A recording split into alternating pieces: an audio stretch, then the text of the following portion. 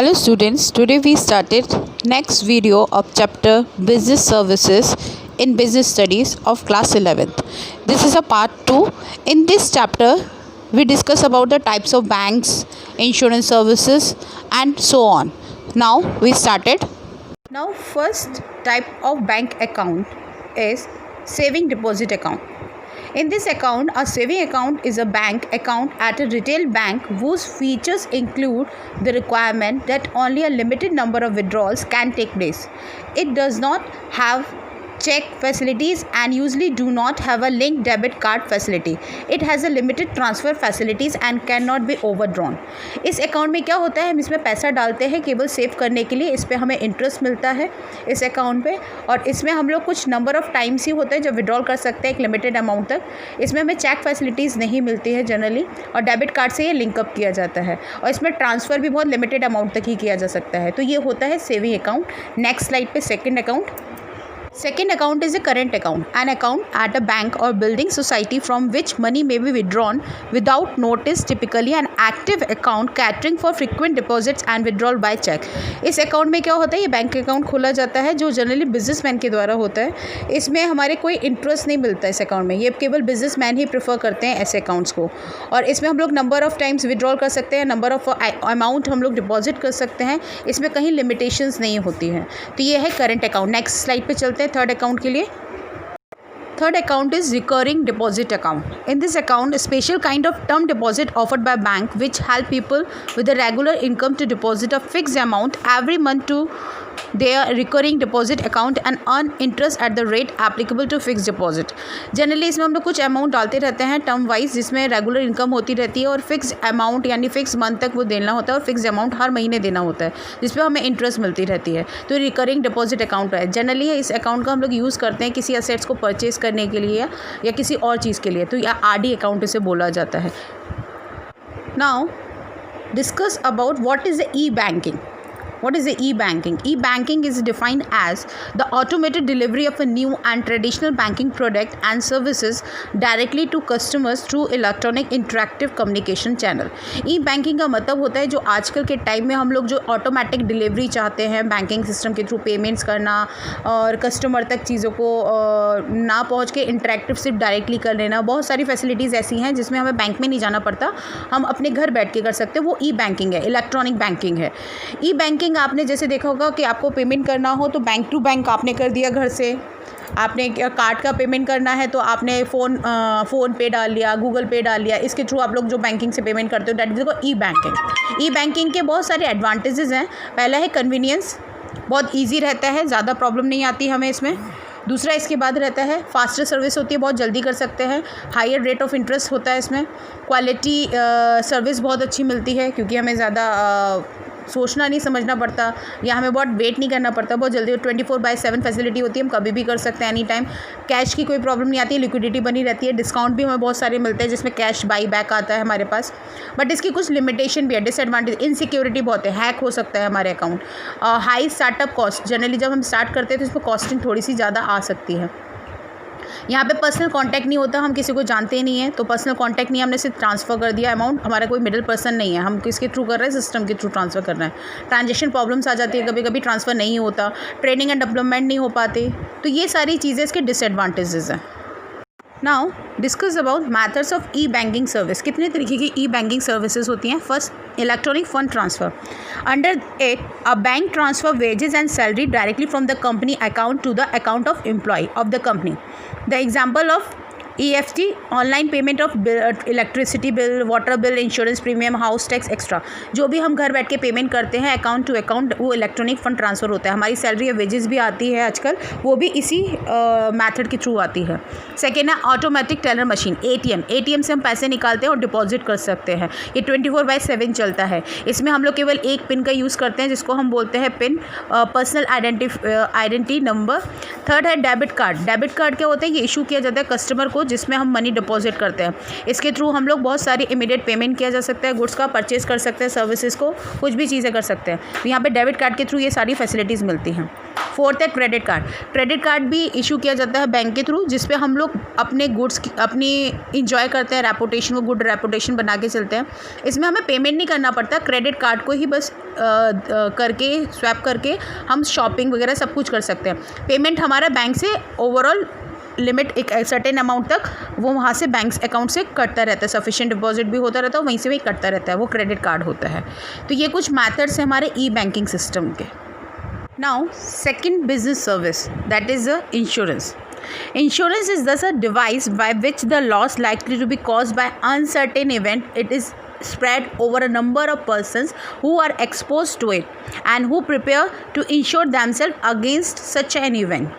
Insurance एक ऐसी device होती है जिसको हमें पता है अनसर्टेन ऐसी एक्टिविटीज़ होती रहती है, अचानक से कुछ हो जाता है जिससे हम कवर कर सकते हैं किसके थ्रू, इंश्योरेंस के थ्रू. तो एक एग्रीमेंट होते हैं, कॉन्ट्रैक्ट होता है जो पार्टली एग्री किया जाता है दो लोगों के बीच में, जिसको इंश्योर्ड और इंश्योरर बोला जाता है. इंश्योरर वो होता है जो आपका इंश्योरेंस करता है, इंश्योर्ड वो होता है जो जिसको ये रिस्क फैक्टर है जिसके लिए हम इंश्योरेंस कर रहे हैं. तो ये एग्रीमेंट होते हैं, कॉन्ट्रैक्ट होता है, उस एग्रीमेंट और कॉन्ट्रैक्ट को हम पॉलिसी बोलते हैं. जनरली यहाँ पे क्या होता है, जिसको लॉसेस होते हैं जैसे फायर लग जाना या फिर हेल्थ प्रॉब्लम्स हो सकती है, तो उसके लिए हम लोग क्या करते हैं, उसके रिस्क को कवर करने के लिए इंश्योरेंस कराते हैं. तो यहाँ पे insurance those who company undertake the risk and the insured the person whose risk is insured. अब यहाँ पे प्रिंसिपल्स, जो फंडामेंटल प्रिंसिपल है इंश्योरेंस के, वो क्या है. सबसे पहली चीज़ तो ये क्या है भाई, स्मॉल पीरियोडिक पेमेंट्स करने पड़ते हैं जिसको हम प्रीमियम बोलते हैं. उससे क्या होता है, पॉसिबिलिटीज़ जो हमारे लॉस के वो थोड़े से बड़े बहुत हैं, तो छोटे छोटे अमाउंट में टुकड़ों में बांट दिया जाता है उससे.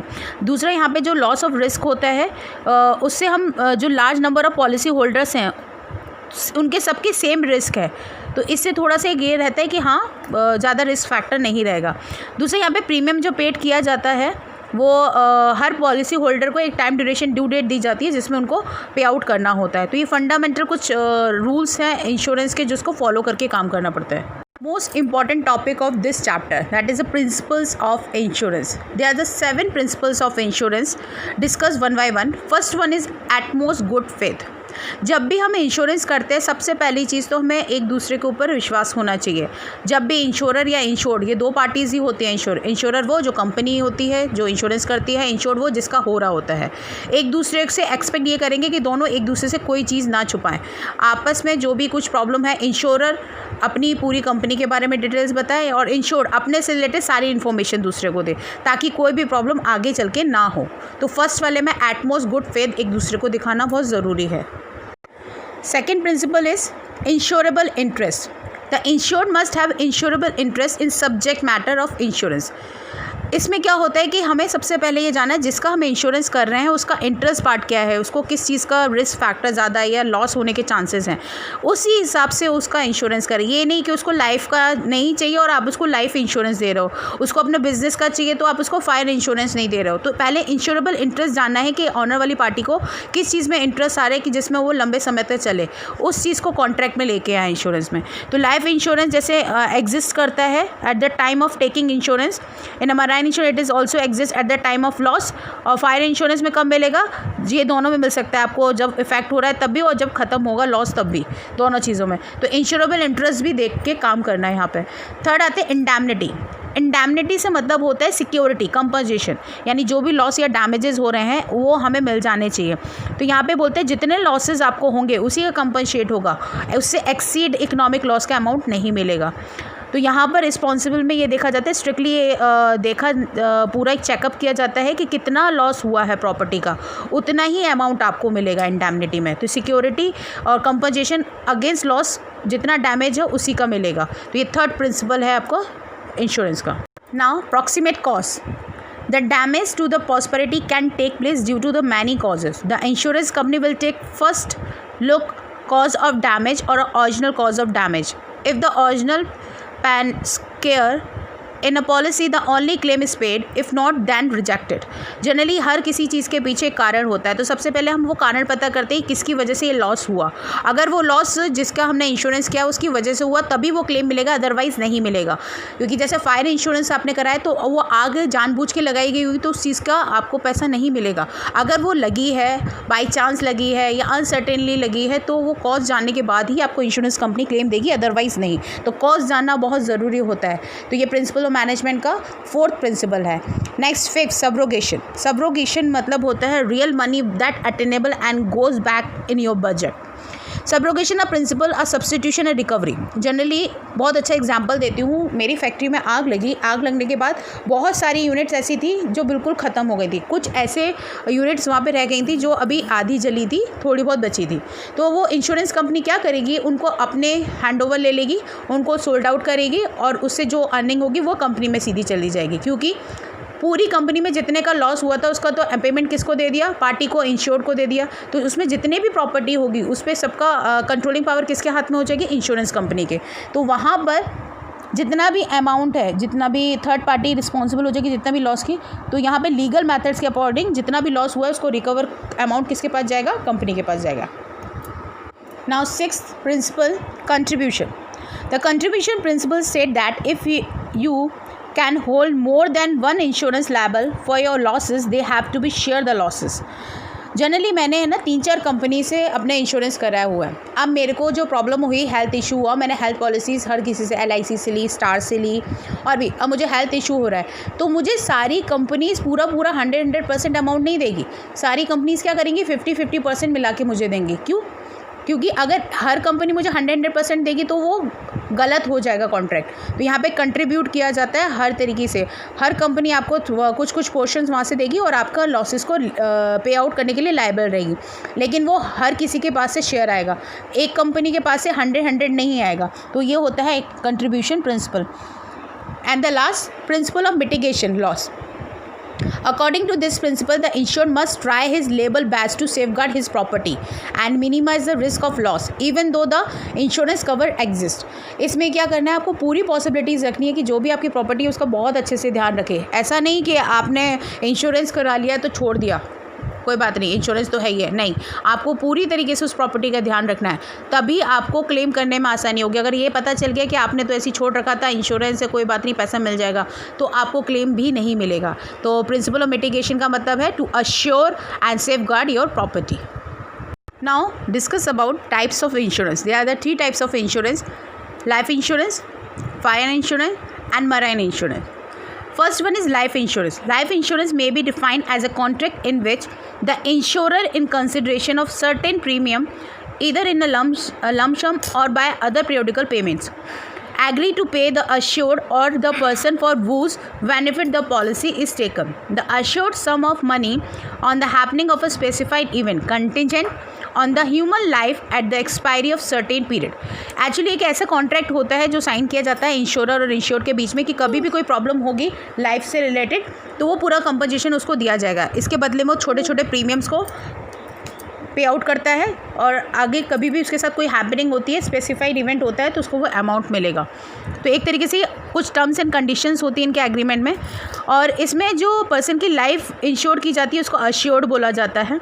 और यहाँ इंश्योरेंस कंपनी जो इंश्योरर और कंसिडरेशन पे आउट करती है वो प्रीमियम के थ्रू करती है, और ये प्रीमियम जो पे आउट किया जाता है वो इंस्टॉलमेंट में किया जा सकता है। अब लाइफ इंश्योरेंस के फीचर्स क्या है? ये कॉन्ट्रैक्ट है जिसमें असेंशियल वैलिड कॉन्ट्रैक्ट माना जाता है। यहाँ कॉन्ट्रैक्ट जो किया जाता है लाइफ इंश्योरेंस को लेके किया जाता है, इसमें एटमोस्ट फेथ कॉन्ट्रैक्ट बोला जाता है, क्योंकि एक दूसरे के ऊपर पूरा विश्वास होना चाहिए, ऑनेस्टी के साथ हर चीज़ एक दूसरे के बारे में पता होनी चाहिए। दूसरा, in life insurance the insured must have insurable interest in the life assured. उसका इंटरेस्ट पार्ट भी होना चाहिए कि वो लाइफ इंश्योरेंस करा रहा है तो किस चीज़ का करा रहा है, इंश्योर्ड पार्ट भी होना चाहिए। Life insurance contract is not a contract of indemnity. ज़रूरी नहीं है कि उसका लॉसेज होगा तो आपको मिल जाएगा, क्योंकि ह्यूमन बीइंग की कंपनसेशन को हम लोग मेजर ही नहीं कर सकते, तो स्पेसिफाइड अमाउंट यहाँ पे दिया जाता है। क्योंकि अगर आपकी लाइफ को हम ये बोले कि करोड़ों में है तो मेजर नहीं कर सकती ना, लाइफ को काउंटेबिलिटी नहीं है। तो ये फीचर्स हैं हमारे लाइफ इंश्योरेंस के। Now types of life insurance policies. कितनी तरीके की लाइफ इंश्योरेंस पॉलिसी होती है? पहली होती है होल लाइफ पॉलिसी। इस पॉलिसी में क्या होता है, जितना भी amount payable to the insured will not be paid before the death of the assured. Generally इसकी डेथ से पहले अमाउंट नहीं मिलता है, वो होल लाइफ पॉलिसीज़ में आता है। यहाँ पे जो अमाउंट दिया जाता है ये केवल तभी दिया सकता है जब उसका टाइम पीरियड हो जाए या फिर उसने पूरी होल लाइफ कराई है, तो जब उसकी डेथ हो जाएगी उसके बाद ये अमाउंट मिलेगा, तो वो होल लाइफ पॉलिसी में आता है। नेक्स्ट है endowment life assurance policy.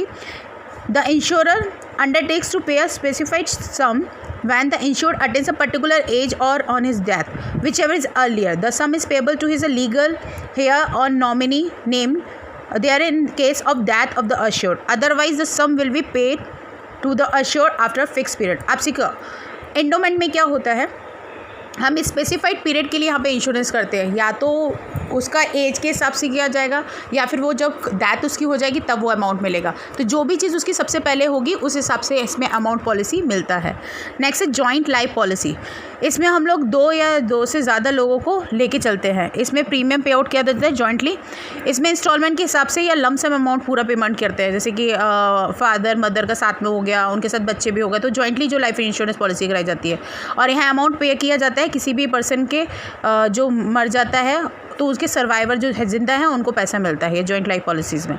Next annuity policy. यहाँ पे assured sum of policies money is payable after the assured attains a certain age, जो मंथली क्वार्टरली हम इसका पेमेंट इंस्टॉलमेंट के थ्रू कर सकते हैं और एक एज के बाद ये पैसा मिलता है।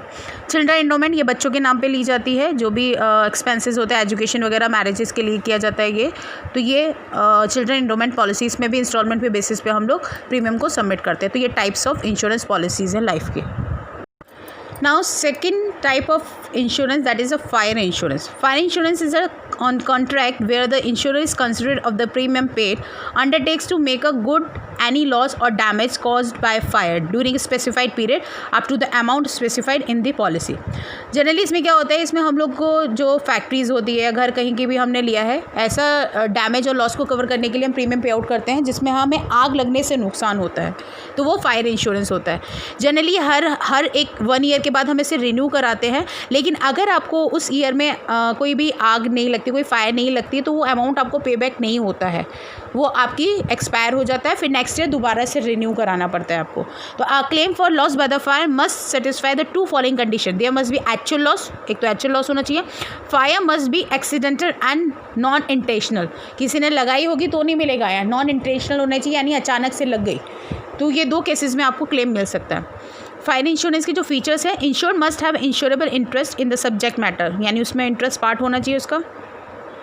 दूसरा, यहाँ पे insured should be truthful, honest होना चाहिए, यानी कि इसने झूठ बोल दिया और अपनी दुकान में ही आग लगा ली और क्लेम मांगने लगा, ऐसा नहीं होना चाहिए। तो contract of fire insurance contract of strict indemnity, यहाँ पे पूरे लॉस का पैसा मिल जाता है ऑलमोस्ट, और यहाँ पे मैक्सिमम अमाउंट जितना भी सब्जेक्ट मैटर होता है उसको इंश्योर किया जाता है, यानी दुकान की जितनी कॉस्ट होगी उस हिसाब से मैक्सिमम अमाउंट को हम कोशिश करेंगे कि रिकवर कर सकें। और यहाँ पे कंपनसेट भी करना पड़ता है, बट इसमें ये देखना पड़ता है कॉज एंड डैमेजेस के क्या रीज़न रहा, क्यों हुआ, क्यों आग लगी, कैसे लगा, ये सब चीज़ें हमें पता करनी पड़ती है, उसके बाद ही क्लेम मिलता है। तो ये फायर इंश्योरेंस है। Now third one is marine insurance. A marine insurance contract is an agreement where the insurer undertakes to indemnify the insured in the manner and to the extent thereby agreed against marine losses. Marine insurance हम लोग है ना जितने भी पानी से related जो चीज़ें होती है ना उनके कराते हैं, जैसे आपके जो शिप्स जाते हैं, इनमें गुड्स जाते हैं, तो उनके लिए यूज़ किया जाता है मराइन इंश्योरेंस। यहाँ पर प्रोटेक्शन दी जाती है जो भी मराइन यानी पानी की वजह से सी वगैरह में प्रॉब्लम आ जाती है शिप्स वगैरह को, उसके लिए कराते हैं। यहाँ पे 3 चीज़ों को इन्वॉल्व करते हैं, शिप और हल इंश्योरेंस, यानी अगर हमें डेंजर है, हम लोग सी में जा रहे हैं, डेंजर है, तो हम पूरे शिप का कराते हैं, तो जो भी डैमेज होगा पूरे शिप का तो उसका हमें पैसा मिल सकता है। कार्गो इंश्योरेंस, इसमें हम लोग ट्रांसपोर्ट जो सामान हमारे शिप के थ्रू जा रहा है उसमें भी बहुत रिस्क होता है, तो हम उसका कर लेते हैं सामान का, तो वो कार्गो इंश्योरेंस होता है। Freight, if cargo does not reach the destination due to the damage or loss in transit, the ship company is not paid freight charges. अब यहाँ पे हम एक जगह से दूसरी जगह लेके जा रहे हैं, तो अगर वो वहाँ ट्रांजिटली पर नहीं पहुँच पाता और ट्रांजिट करते कोई चीज़ें टूट जाती है, उसके लिए फ्रेट इंश्योरेंस कराते हैं। तो 3 तरीके के इंश्योरेंस मराइन इंश्योरेंस में होते हैं। मराइन इंश्योरेंस के जो फीचर है, ये कॉन्ट्रैक्ट किया जाता है, इंडेमनिटी कॉन्ट्रैक्ट में आता है। इंडेमनिटी में यानी फुल डैमेजेस के अमाउंट इसमें मिलता है, रिकवर होता है जो भी एक्चुअल हुआ होगा। और जो कॉन्ट्रैक्ट होता है मराइन इंश्योरेंस में, एटमॉस फेथ होना बहुत ज़रूरी है इसमें। इंश्योरेबल इंटरेस्ट भी एग्जिस्ट होना बहुत ज़रूरी है, नेसेसरी है, क्योंकि हम जिसका कर रहे हैं इंश्योरेंस उसका इंटरेस्ट पार्ट होना चाहिए। और दूसरा यहाँ पे कॉज एंड प्रॉक्सिमा बहुत अप्लाई होगा, क्योंकि कारण आपको पता होना चाहिए क्यों हुआ, किस लिए हुआ, उसके बाद ही आपको अमाउंट मिल सकता है और पेमेंट मिल सकता है। तो ये फीचर्स हैं हमारे मराइन इंश्योरेंस के। ये चैप्टर यहाँ पे कंप्लीट होता है। अगर कोई भी क्वेरीज हो बेटा तो आप ERP में पूछ सकते हो। Thank you so much. बाकी इसके बाद जितने भी टॉपिक्स हैं वो डिलीट हो गए हैं जो आपके अभी नहीं पढ़ने हैं। Thank you so much.